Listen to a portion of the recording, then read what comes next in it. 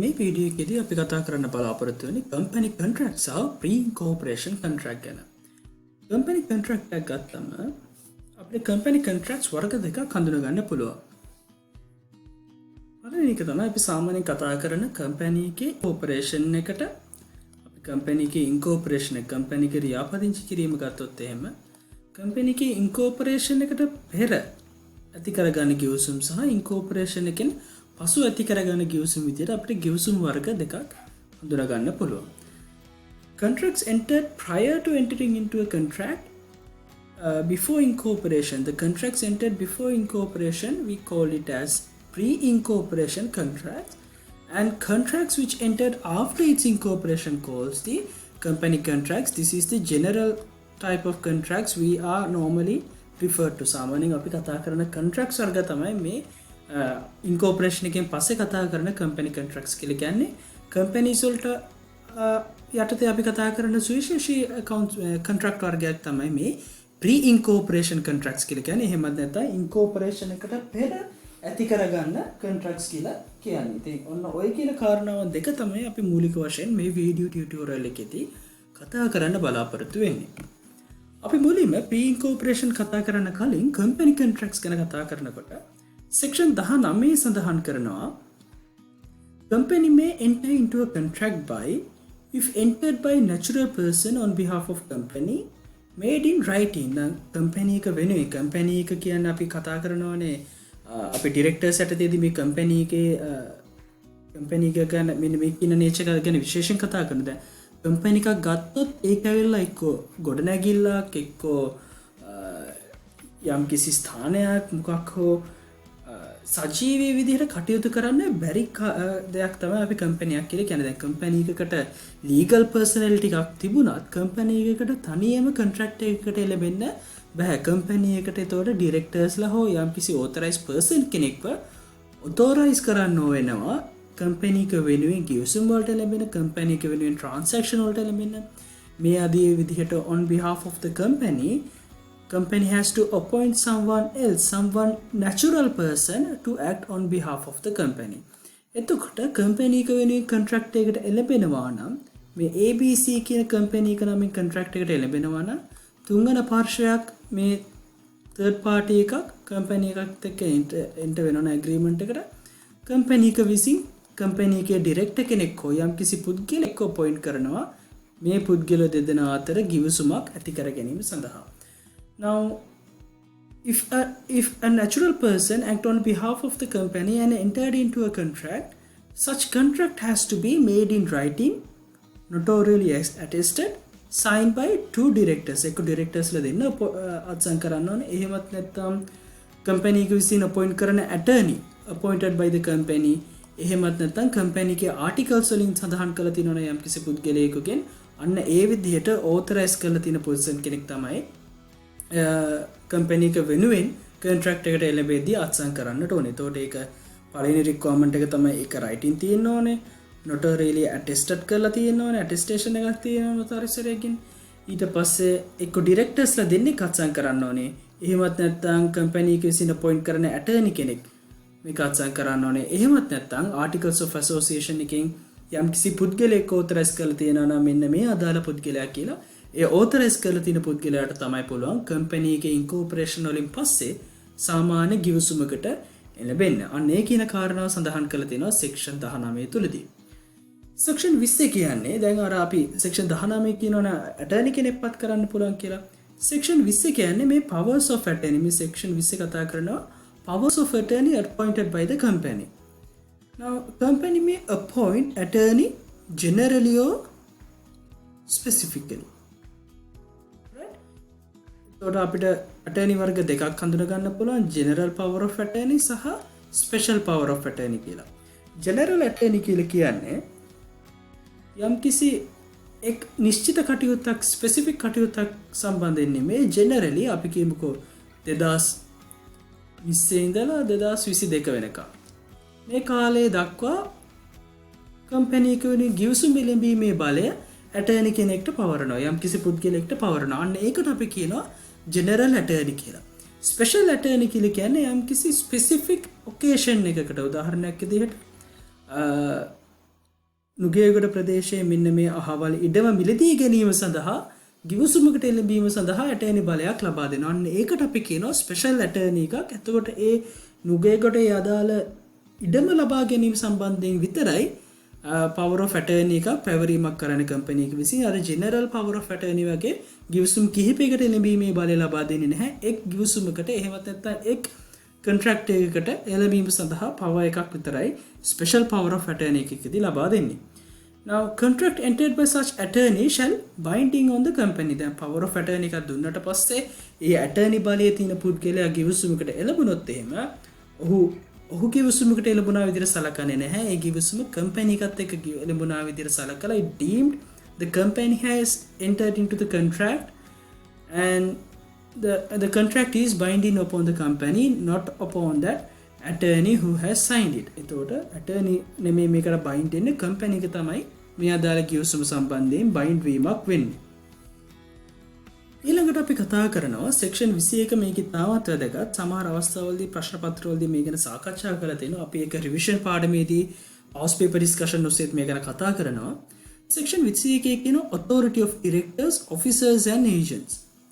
මේ මොකක්ද කියන්නේ කියලා අපි බලමු. Now what does it means is, now okay, before reading this section let me take one example, right? ABC කියලා company එකක් තියෙනවා. මේ ABC කියන company එකේ director කෙනෙක් ඔත් එක්ක ගිවිසුමකට එළඹෙනවා. right? third party එකක් කියලා අපි සලකමුකෝ.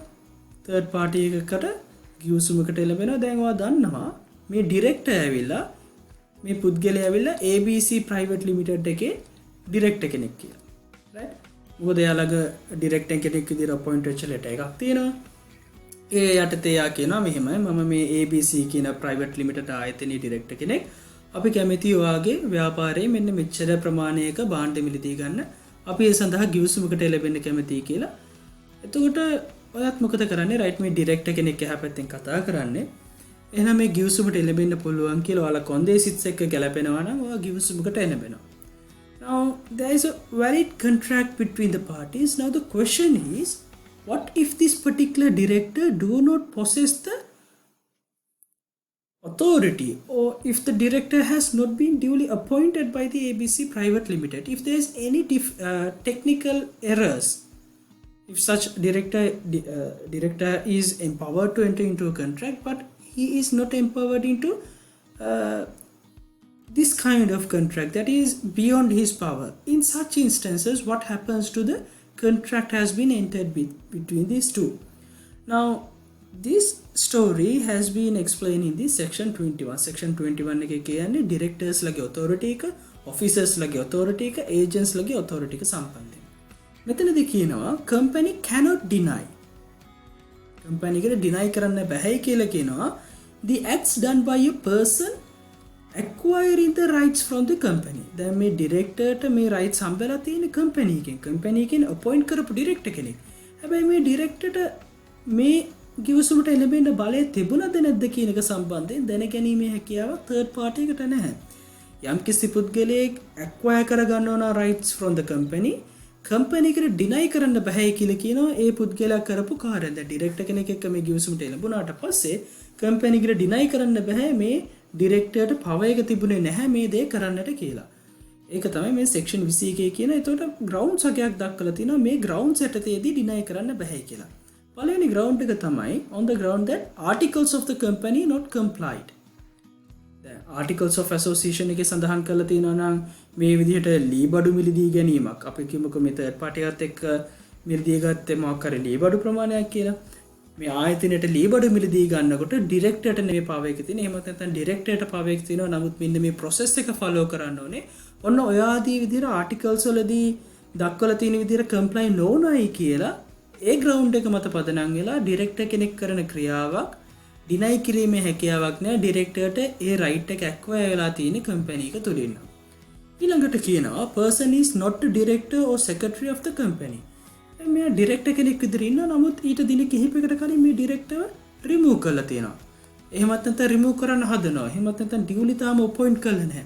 නමුත් ඔහු ඩිරෙක්ටර් කෙනෙක් විදිහට ආයතනයේ පෙනී ඉන්නවා නම් third party එකකට ඒක පෙනී යනවා නම් එවැනි අවස්ථාවකදී ආයතනයට බැහැ ඩිනයි කරන්න මේ ඩිරෙක්ටර් කෙනෙක් කරන ක්‍රියා සම්බන්ධයෙන් ආයතනයේ වගකීමට බැඳී ඉන්නවා. අවසාන වශයෙන් කියන person has not been duly appointed or does not have authority. අර මම කලින් කිව්වා වගේ ඩිරෙක්ටර්ට powers තියෙනවා ගිවිසුම වලට එළඹෙන, නමුත් ඩිරෙක්ටර්ට powers නැහැ ලීබඩු බිලි දී ගැනීම සම්බන්ධයෙන් ගිවිසුමකට එළඹෙන්න. එතකොට ඔහුට power එක තියෙනවා, නමුත් මේ ක්‍රියාව කිරීම සම්බන්ධයෙන් authority එක නැත්තම් එවැනි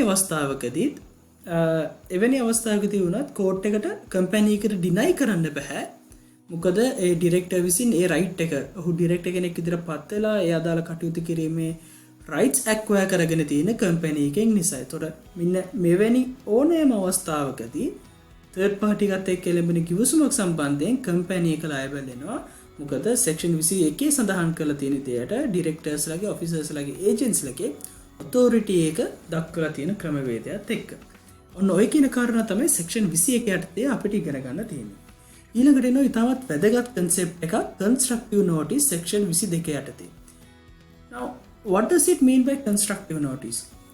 Constructive notice is person shall not affected by knowledge of content of articles of association or by recent documents available at registered office for public inspection. දැන් මෙහෙම කිව්වට මේක එකපාරට තේරෙන්නේ නැති වෙන්න පුළුවන්. constructive notice කියලා කියන්නේ basically company law වල තියෙන ලොකු concept එකක්. මේ constructive notice කියන concept එක ලංකාවේ නැහැයි කියලා කියන section 22 no constructive notice. එහෙනම් අපි මුලින් බලමු මොකද constructive notice කියන්නේ කියලා. ඊට පස්සේ අපි බලමු section 22 බලපෑම මොකද්ද කියලා. constructive notice කියලා කියන්නේ දැන් අර අපි කලින් ගත්ත උදාහරණයේ විදිහටම ඩිරෙක්ටර් කෙනෙක් දැන් ඔයත් එක්ක යම්කිසි කිවිසුමකට එළඹෙන්නට එනවා. right? ඔබ ඉන්නවා මෙතන ඩිරෙක්ටර් කෙනෙක් ඉන්නවා. right? දැන් මේ ඩිරෙක්ටර් ඔයත් එක්ක කිවිසුමකට එළඹෙනවා.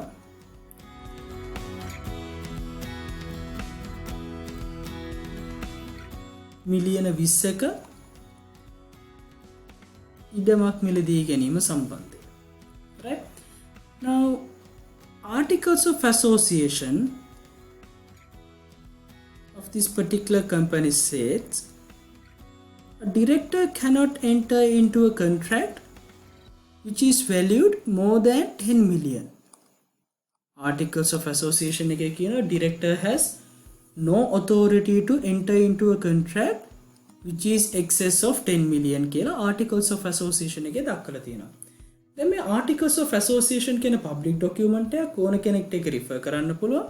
දැන් මේ content එක මේකේ දක්වලා තිබුණායි කියලා. දැන් articles of association එකේ කියනවා මිලියන 10කට වඩා බැහැයි කියලා. මේ director වත් එක්ක ගනුදෙනුවකට එළඹෙනවා, ගිවිසුමකට එළඹෙනවා මිලියන 20ක ඉඩමක් මිලදී ගැනීම සම්බන්ධයෙන්. then constructive notice කියලා කියන්නේ now if there is knowledge available to the third party who is entering into the contract, if he have access, if he have knowledge, right, about that particular facts, if he have the possibility of knowing certain facts, then there is the constructive notice means he should possess that knowledge. He cannot deny that he did not know that fact when entering into the contract. දැන් මේ articles of association එකේ මිලියන 10කට වඩා director කෙනෙක්ට ගිවිසුමකට එළඹෙන්න බෑ කියන කාරණාව මම දැනන් හිටියේ නැහැයි කියලා. ඒ නිසා මේ ගිවිසුම වළංගු කරලා දෙන්න කියලා කීමේ හැකියාවක් නැහැ third party එකට. මොකද මේ content articles of association එක එහෙම නැත්නම් public inspection එකට මේ දේවල් තියෙන නිසා ඔහුට ඒවා deny කරන්න බෑ. අන්න ඒකට තමයි අපි කියන්නේ constructive notice කියලා. section 22 කියන ලංකාවේ නීතිය යටතේදී ලංකාවේ no constructive notice මේ විදිහට articles of association වල දක්වලා තිබුණයි කියලා හරි මේ documents public inspection වලට ඕන කෙනෙක්ට registered office එකේ තියෙන ඕන කෙනෙක්ට public inspection එකට තිබුණයි කියන කාරණා මත පදනම් වෙලා කිසිම අවස්ථාවකදී person කෙනෙක්ගේ knowledge එකට affect වෙන්නේ නැහැ. දැන් articles of association වල මිලියන 10ට වඩා ගෙනුම් වලට ඩිරෙක්ටර්ට ලැබෙන්න බැහැ කිව්වයි කියලා concept එක ඉදිරිය නම් constructive notice ඔයාට බෑ ඒතකොට ගිවිසුමකට ලැබීමක් සම්බන්ධයෙන් දැන් ඒකට validity එකක් දෙන්න. නමුත් ලංකාවේ section 22 කියනවා there is no constructive notice, person shall not affected by the knowledge of the content of the articles of association. Articles of association එකේ තියෙන කන්ටෙන්ට් වලින් මේ පුද්ගලයාට ඇෆෙක්ට් වීමක් වෙන්නේ නැහැ. ඒක පබ්ලික් ඉන්ස්පෙක්ෂන් එකට තිබුණයි කියලා මේ පුද්ගලයාට ඇෆෙක්ට් වීමක් වෙන්නේ නැහැ.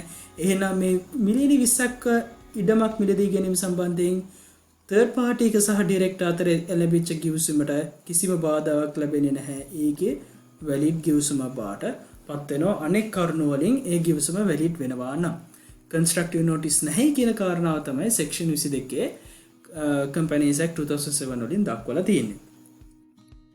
දැන් අපි ඔය කම්පැනි කොන්ට්‍රැක්ට්ස් ඉගෙන ගත්තට පස්සේ ඊළඟට අපි කතා කරන්නේ මේකේ තියෙන වැදගත්ම පාඩම වෙන ප්‍රී ඉන්කෝපරේෂන් කොන්ට්‍රැක්ට්ස් ගැන.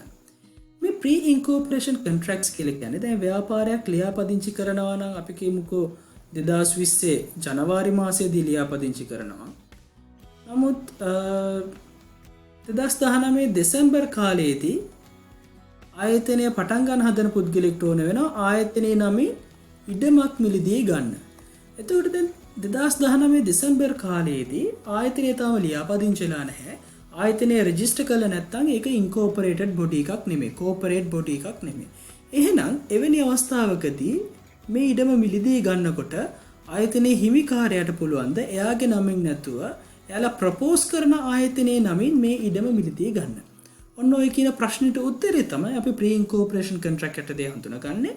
ලංකාවේ වර්තමාන සමාගම් නීතිය යටතේදී ප්‍රී ඉන්කෝපරේෂන් කොන්ට්‍රැක්ට්ස් valid කියනවා that has been recognized by our law. So the modern approach is the contract which is entered even prior to the corporation of company, and the contracts can be entered on behalf of the company on the name of the company even before its incorporation. Incorporate කරන්න කලින්ම company එකේ නමින් ගිවිසුම් වලට ලිබීමේ හැකියාවක් තියෙනවා. අන්න ඒ කාරණාව තමයි pre-incorporation contracts කියලා කියන්නේ. Now it says contract entered into for and on behalf of the company before it is formally incorporated called pre-incorporation contracts. Now this has been used when promoters have to obtain properties as prerequisites to the incorporation, acquire land or building for the company establishment. දැන් මේ ප්‍රොමෝටර් කෙනෙක් කියලා කියන්නේ ව්‍යාපාරයක් පටන් ගන්න කලින් ව්‍යාපාරය ප්‍රොමෝට් කරන පුද්ගලයා, ව්‍යාපාරය ගොඩනගන්න කටයුතු කරන පුද්ගලයා. දැන් කම්පැනි එකක් රෙජිස්ටර් කරනවා නම් මේකේ රෙජිස්ටර් කිරීමට අදාළ කටයුතු කරන පුද්ගලෙක් අවශ්‍යයිනේ. අන්න එවැනි පුද්ගලෙක්ට අපි කියනවා ප්‍රොමෝටර් කෙනෙක් කියලා.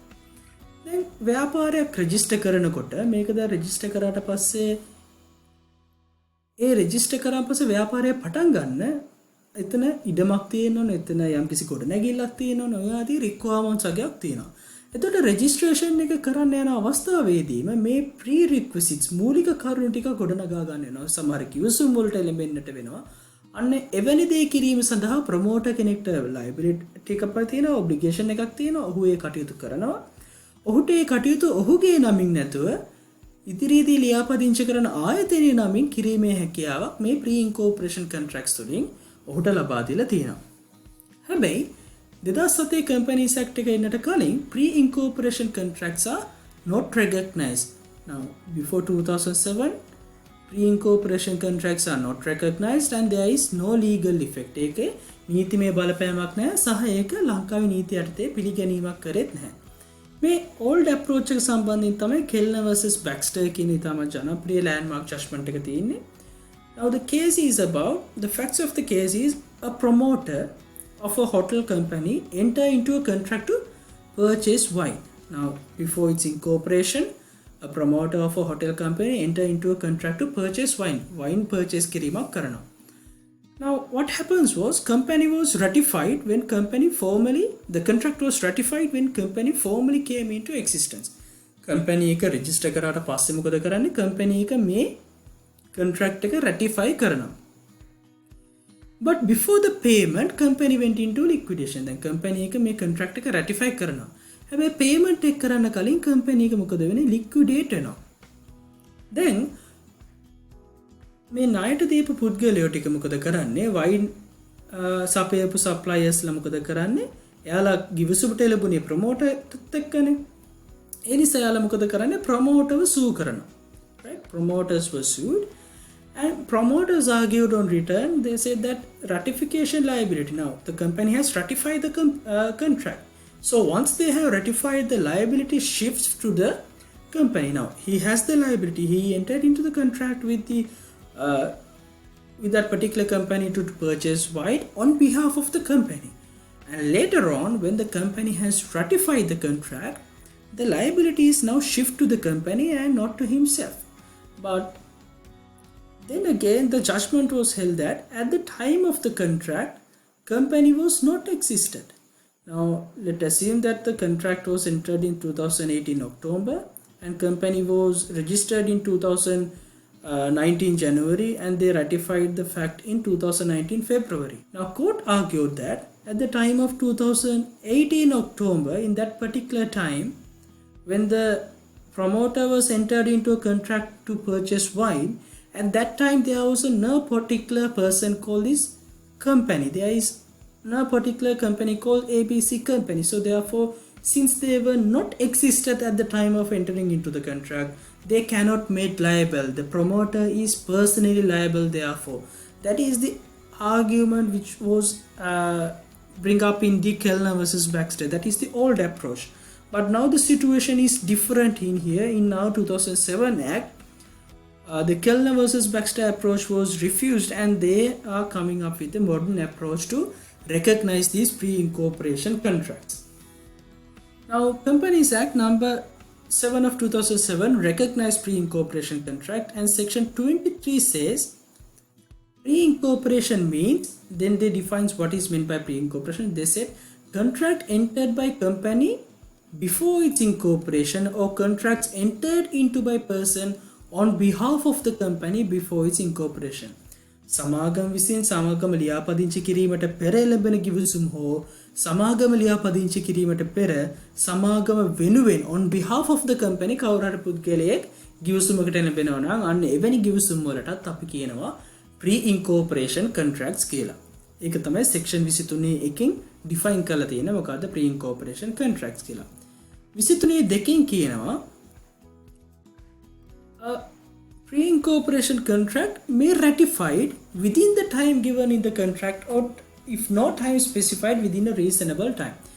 Then promoter කෙනෙක් එහෙම නැත්නම් යම් කිසි පුද්ගලයෙක් company එක වෙනුවෙන් on behalf of the company contract එකට එළඹුණාම, that contract has to be ratified within the time given in the contract. The contract එකේ දාලා තියෙනවා නම් company එක මාස දෙකක් ඇතුළතදී, right, company එක register කරනවා, register කරලා මාස දෙකක් ඇතුළතදී මේ එළඹිච්ච contract එක ratify කරනවා නම්, then within that 2 months of time යාලා agree වෙච්ච දවස් මාස දෙකයිනේ, the time given in the contract මාස දෙකයි නා, ඒ මාස දෙක ඇතුළතදී ratify කරන්න ඕනේ.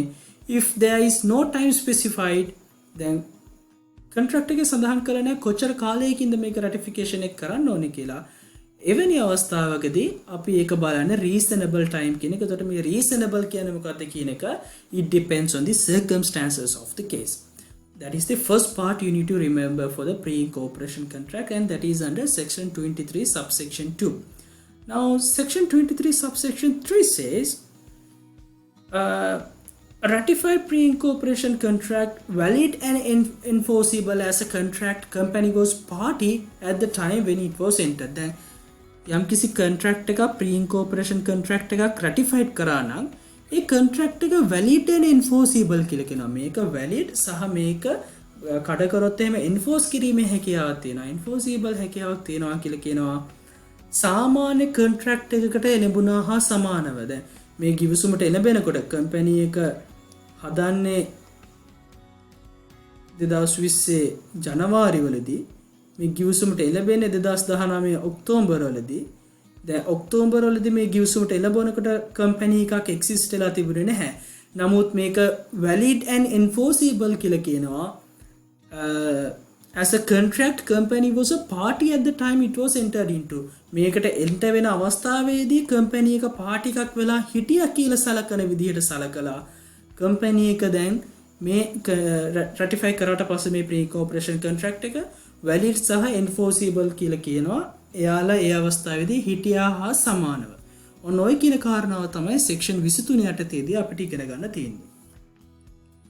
ඊළඟට වැදගත් protection එකක් දීලා තිනවා මේ section 24 න් implied warranties ඔස්සේ. එතනදී කියනවා පළවෙනි implied warranty එක දැන් pre-incorporation contract එකකට එළඹෙනවා. දැන් එළඹුණාට පස්සේ ඔවුන්ට දෙන්න ඕනේ යම්කිසි warranties වගේක් තියෙනවා. පළවෙනි warranty එක තමයි එයාලට ලබා දෙන a company will incorporated within time specified. මේ කියන කාලය ඇතුළතදී දැන් ගිවිසුමට ලැබෙනවා 2019 ඔක්තෝබර් වලදී. ඔවුන් ඒ ගිවිසුමේදී කියනවා කම්පැනි එක 2019 දෙසැම්බර් රෙජිස්ටර් කරන්න තමයි ඉන්නේ ඉන්කෝපරේට් කරන්න ඉන්නේ කියලා. එතකොට ඒ ගිවිසුමේ සඳහන් කරලා තියෙනවා නම් time specify කරලා තියෙනවා නම් contract එකේ the company has to be incorporated within that time specified. Or if they do not specify any time period, then the company has to be incorporated within a reasonable time if no time has been specified. So that are the two implied warranties which is coming under the section 24 subsection 1a.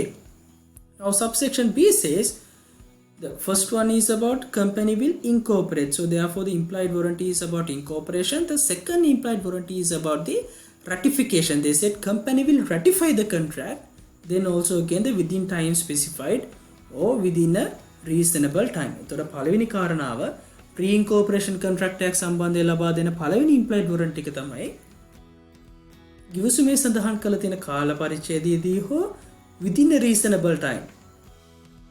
reasonable time එකක් ඇතුළතදී company එක incorporate කරගන්නට ඕනේ. ඊට පස්සේ company එක incorporate කරාට පස්සේ ගිවිසුමේ සඳහන් කාල පරිච්ඡේදය ඇතුළතදී හෝ within a reasonable time A incorporate වෙච්ච company විසින් මේ ගිවිසුම ratify කරගත යුතුයි. ඔන්න ඔය කියන දෙක තමයි section 24 සඳහන් කරන implied warranties දෙක.